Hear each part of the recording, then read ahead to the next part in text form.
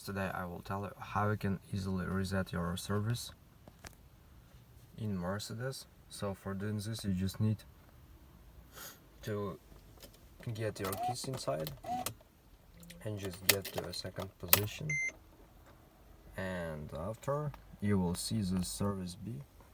So just click here until you will see here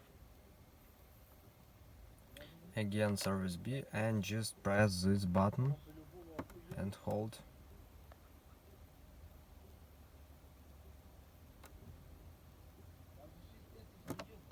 So just click again for 3 seconds this button. So here you can see that our service interval has been removed.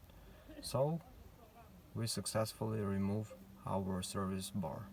So thanks for watching, have a nice day, subscribe to my channel, click like, and goodbye.